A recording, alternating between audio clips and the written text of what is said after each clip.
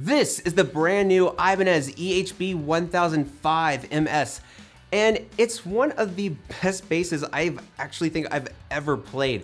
From playability, the sound, the feel, everything under the sun, it's just so well built, so much quality, and just so much character to it too. So I received this bass a few weeks ago and made an unboxing video for it, and since then I've really discovered quite a few extra features that I didn't know were there, and really just so many sounds and just great things about it that I realized. It really seems like this year is the year for headless basses. I've seen a lot of new headless models come from different manufacturers this year, and that's really exciting, and it's something where I guess it's sort of a trend, but it's a trend that I am all about right now. Jumping right in, we have an American basswood body that's chambered, and it has one of the most unique shapes to it. I really think about a year or two ago, I would have considered this ugly, but whenever Ibanez first unveiled this bass, I was blown away.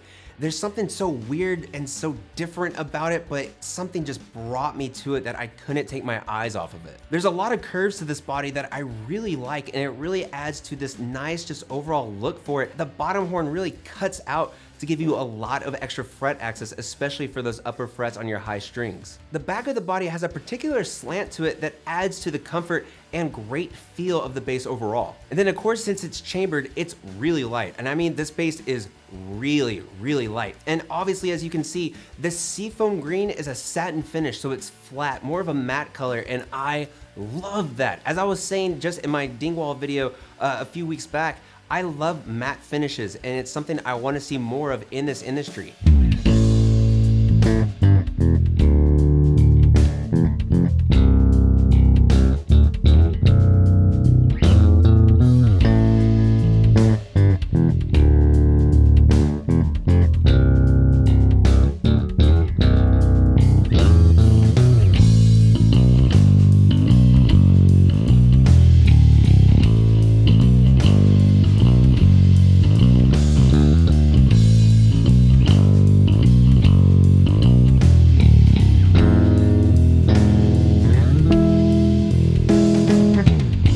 For your bridge, you have individual saddles that Ibanez has created specifically for this bass. The MR5HS monorail bridge. And this bridge is really awesome.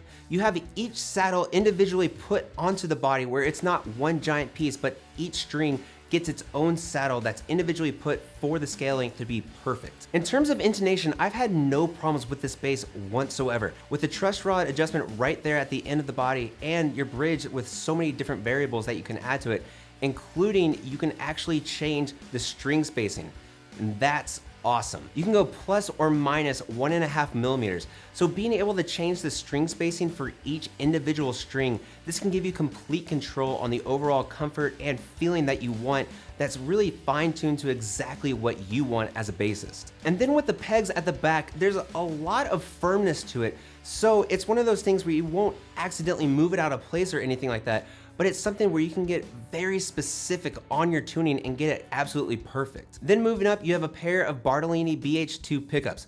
Now, I have a love-hate relationship with Bartolinis. So I used to have a Lakeland back in the day that I really liked. It felt really good, but I couldn't fall in love with those particular Bartolinis. I don't know why. It's just one of those things that I couldn't really fall in love with it. These pickups, I could kind of fall in love with. It had its moments. The neck pickup sounds very full, very thick. The bridge pickup has a nice smoothness to it. And then of course, where you can blend them both together in whichever way you want is really nice too.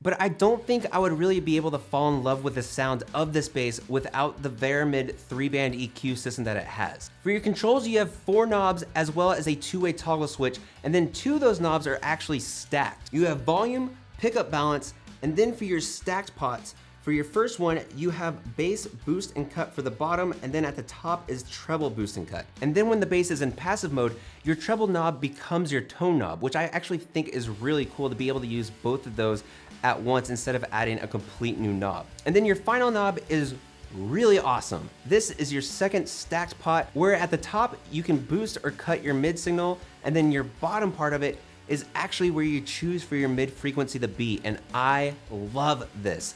It's something that you get in a lot of DI boxes and preamps and stuff like that, but to actually have it on board on your bass is amazing. It's something that I never thought that I would see, but it works so well. Now again, the Bartolinis to me are just okay, but when you add in this EQ system, it completely changes the overall sounds that you can get and really adds so much character to the overall sound. And two extra little features that I think are just an awesome addition to this bass is that for the body, you have the Schaller S-Lock strap lock pin standard, as well as the Neutrik locking input jack. And this locking input jack is really cool. I actually have never experienced one of these before, but it's definitely one of those things where you will not accidentally rip out your input jack.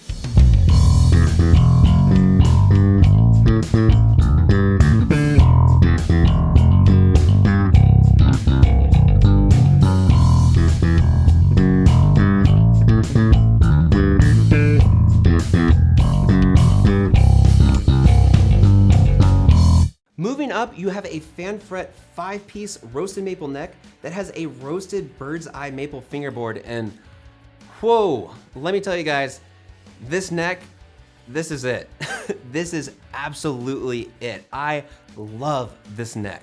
So not only does this neck just look fantastic, the roasted maple, especially the bird's eye fingerboard, oh my God. Oh, it's so beautiful. Just the fingerboard itself looks just so extravagant and so exquisite. Then you have the very subtle offset dot inlays that look fantastic. And then on the side, you actually have luminescent side dot inlays. So they're glow in the dark, and it's just a really nice addition to the bass. Again, there's some features to this that I don't think I've really seen stock on a bass that's just barely over $1,000, and that's so cool. Overall with this neck, I think it might be my favorite part about this bass. It just feels so slick and so quick. And then adding to that great feel of the neck, you have a fan fret system that works out so well and so naturally with the neck. And one thing that I have seen online that some people are concerned about is the scale length. So for the scale length on this, you have 33 to 35.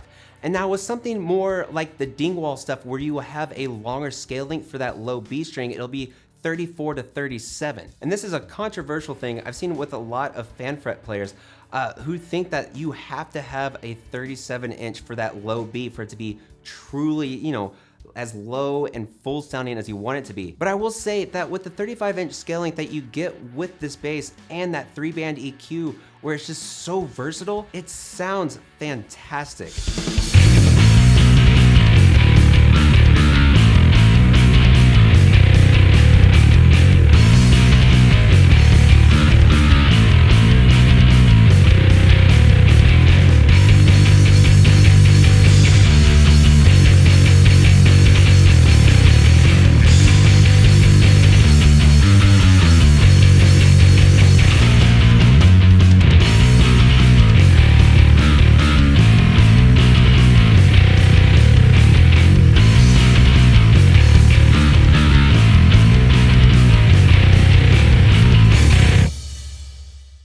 And then finally moving up to the headstock that it doesn't have. So there is no headstock. This is basically it. Once you get to the nut at the top, which is actually a plastic nut, I'm kind of torn where there's just so many great features on this bass, but then you get to the nut and it's plastic, but at the same time, this bass keeps in tune phenomenally. Once you get to the top of the nub, I'm gonna call it the nub. Since there's no headstock, I mean, just call it a nub, I guess. This is where when you put strings in, you go through at the top and with an Allen wrench, you adjust and basically squeeze it into place where it will stay. And another thing is on some headless basses is at the end of the neck, it just keeps going straight, but there's a nice heel at the back of this one. And it's just one of those things where your hand will naturally flow and stop at it once it hits that heel. But overall, through and through, playability, feel, and sound, just, it's incredible how much they were able to pack into this bass for not a lot of money, really. The quality on it is superb, and I just had a blast with it. Is it perfect? No, it's not. I think they could have done better than a plastic nut, but it is perfectly fine. This bass stays in tune really well. And I also am not in love with the Bartolini pickups, but I've had issues with Bartolini before in my personal preference. Now, the higher up models of the EHB series have Nordstroms in them, and I feel that those pickups are probably just perfect. But I think the Bartolini still, whether passive or active, do sound quite good. But let me know what you guys thought about this video. And if headless basses are something that you can see being not as much of a trend, but something you just see picking up way more often in the future. But thank y'all so much for watching as always. Thank you for liking, subscribing, sharing, all that stuff, and I really do appreciate it, you guys. If you like this video, want to see more bass-centric everything, go ahead and subscribe. And if you want to help support the channel and be like these beautiful people right over here, head over to my Patreon page for things like early access to videos, giveaways, and more. But thank y'all so much for watching as always, and I'll see y'all next time.